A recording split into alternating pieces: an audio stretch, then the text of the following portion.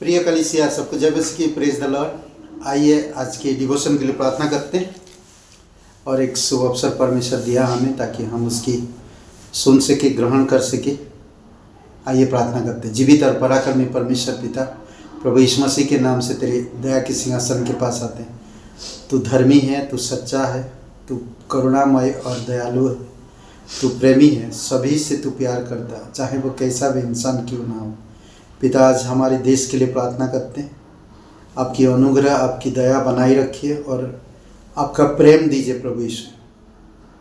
प्रधानमंत्री, राष्ट्रपति, गृह मंत्री और हमारे उत्तर प्रदेश के सीएम के लिए, एसडीओ, डीएम, मेयर्स, प्रभु यीशु प्रत्येक लोगों के लिए प्रार्थना करते हैं। कर्मचारियों के लिए, हमारे देश की बॉर्डर में जो लोग सैनिकगण पिता, उनके लिए भी प्रार्थना करते हैं। आप उन सभी लोगों को सुरक्षित रखें, उनकी वजह से आज हम प्रोटेक्शन में हैं पिता। धन्यवाद देते प्रभु यीशु, आपकी बुद्धि, आपकी सच्चाई के साथ आप उन्हें अगुवाई करो और प्रभु यीशु तेरी दया और तेरी कृपा के अनुसार अगुवाई करो। धन्यवाद देते यीशु मसीह के नाम से मांगते हैं, आमीन। ओके, आज हम लोग जो बात करेंगे और वो है बचाने वाला भरोसा। बचाने वाला भरोसा। भरोसा ऐसा करिए कि सच में परमेश्वर आपको सुरक्षित रखता है। तो आइए कुछ बातें हम देखते। इफिसियों का 2 अध्याय वचन 8 पढ़ते हैं।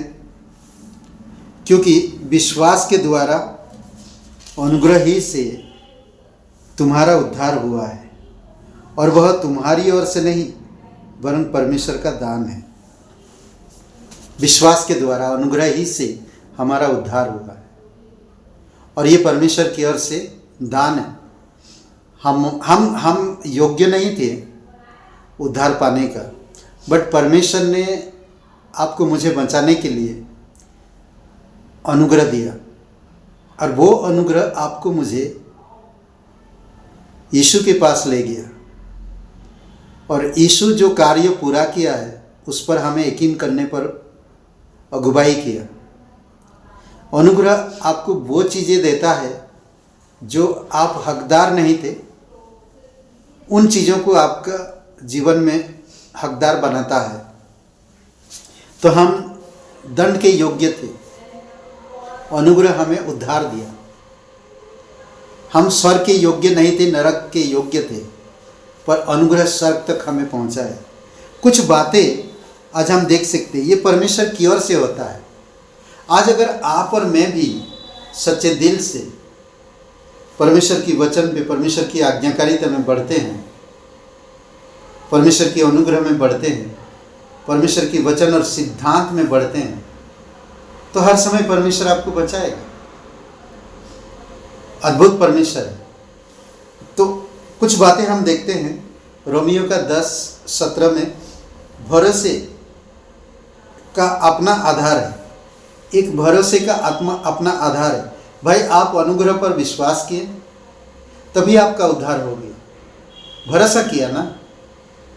अगर आप भरोसा नहीं किए होते तो आपका उद्धार नहीं होता। अनुग्रह तो आप पर हुआ, पर आप उस अनुग्रह पर भरोसा किया। उसी प्रकार कहता है रोमियो का 10:17 में भी, परमेश्वर का वचन पर भरोसा करो। भरोसा का एक आधार है वचन पर। समझ रहे? वचन पर, पूर्ण रूप से वचन पर भरोसा करो। वचन सत्य है, वचन पवित्र है, वचन युग युग तक रहेगा, वचन कभी समाप्त नहीं होगा। इसीलिए वचन पर भरोसा रखने की जरूरत है। 17 में कहता, अतः विश्वास सुनने से और सुनना मसीह के वचन से होता है। भरोसा यानी कि विश्वास का आधार क्या है? वचन। अद्भुत है नहीं? सुंदर बात है। विश्वास का आधार वचन है। और अगर आपके अंदर वचन ही नहीं जा रहा, वचन नहीं पढ़ रहे हैं, वचन की खरी शिक्षाओं को सीख नहीं रहे हैं, तो आपका विश्वास का आधार कमजोर है। समझ रहे हैं? तो इसीलिए जरूरी है वचन से प्रेम करना, वचन का अध्ययन करना, वचन का मनन करना, वचन के बारे में सोचना, वचन को शेयर करना इम्पोर्टेंट है। सिर्फ पढ़ना काफ़ी नहीं है, मनन करना, ध्यान देना, समझना, तब असली स्वाद मिलता है। अभी हम देखे हैं सिंगाड़ा निकला है, सिंगाड़ा, कच्चे वाले सिंगाड़ा बेचते हैं लोग। सिंगाड़ा ले लो, सिंगाड़ा नहीं, ये जलकुंभी भी बोलते हैं, पता नहीं, बट बेच रहे हैं। और जब आप उसको लेंगे वैसे कि वैसे नहीं खा सकते आप उसको खोलेंगे, उसके ऊपर की स्किन को निकालेंगे, फिर आप उसको निकाल कर बढ़िया फिर आप खाइए, उसका स्वाद मिलता है। ऊपर का छिलका निकालना पड़ता है, तब आप खाइए तो बढ़िया अच्छा लगता है। फिर हम देखते हैं इफिसियों का 1:13, भरोसे का अपना उद्देश्य, भरोसा का एक उद्देश्य, इफिसियों का 1:13 पढ़ते हैं। अपना एक उद्देश्य रखता है, ध्यान दीजिए, 1:13 वचन, और उसी में तुम पर भी जब तुमने सत्य का वचन सुना तो तुम्हारा उद्धार का सुसमाचार है, जो तुम्हारे उद्धार का सुसमाचार है, और जिस पर तुमने विश्वास किया, प्रतिज्ञा किए हुए पवित्र आत्मा की छाप लगी है। यह है भरोसा का उद्देश्य, यानी कि विश्वास का उद्देश्य। अद्भुत है, आपके अंदर एक छाप लगा हुआ है पवित्र आत्मा का।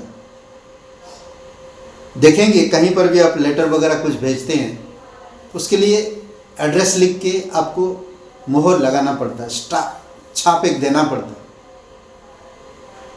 ना, एक बोलते नहीं, स्टाम्प लगाना पड़ता है। तो वैसा ही है, आप जब यीशु मसीह पर उसकी उद्धार का सुसमाचार सुना, उसकी वचन सुना, तो आप उस वचन पर विश्वास किया, आपका उद्धार हुआ, तो आपको एक पवित्र आत्मा का छाप दिया गया। आज अगर आप वचन नहीं पढ़ते हैं, मनन नहीं करते हैं, प्रार्थना नहीं करते हैं, भरोसा नहीं रखते हैं, विश्वास नहीं करते हैं, तो फिर उसका कोई मतलब ही नहीं।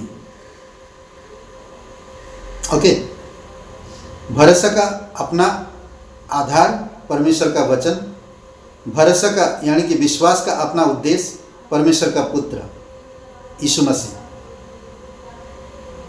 परमेश्वर का पुत्र यीशु मसीह। फिर हम देखते हैं विश्वास का अपना आश्वासन परमेश्वर की ईमानदारी। चलिए रोमियो का 4:21 पढ़ते हैं।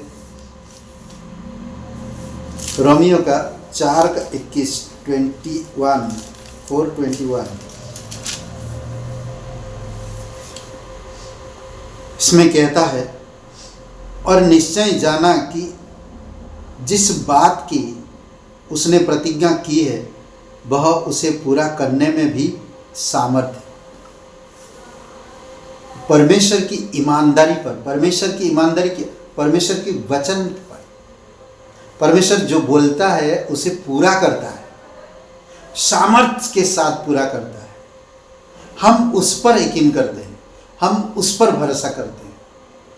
सोचिए, उसकी ईमानदारी पर, मेरा विश्वास का आश्वासन परमेश्वर की ईमानदारी पर, विश्वास का अपना प्रमाण परमेश्वर की गवाही। रोमियो का 8 और वचन 16, विश्वास का अपना प्रमाण 8 का 16। देखिए क्या कहते, आत्मा आप ही हमारी आत्मा के साथ गवाही देता है कि हम परमेश्वर की संतान हैं। बस आत्मा, आपने विश्वास किया, उद्धार हुआ। विश्वास का आधार परमेश्वर का वचन, विश्वास का अपना उद्देश्य परमेश्वर का पुत्र प्रभु यीशु मसीह, भरोसा का अपना आश्वासन परमेश्वर की ईमानदारी, भरोसे का अपना प्रमाण गवाही, परमेश्वर की गवाही। आत्मा स्वयं आत्मा से गवाही दे रहा है। आत्मा आप ही हमारी आत्मा के साथ गवाही देता है कि हम परमेश्वर की संतान। और कुछ कहने की जरूरत है? आप इन वचनों को अपनी भाषा में, अपनी विचार में पढ़िए और सोचिए। आमीन। आइए प्रार्थना करते हैं। जीवित और पराक्रमी परमेश्वर, सारा आदर सारा गौरव हम तुझे देते हैं।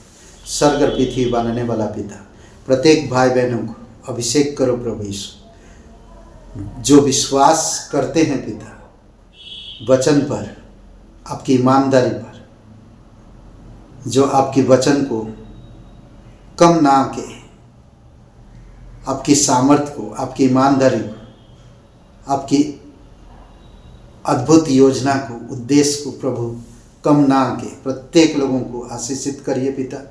दयालु और करुणामय परमेश्वर, सारा आदर सारा महिमा हम तुझे देते।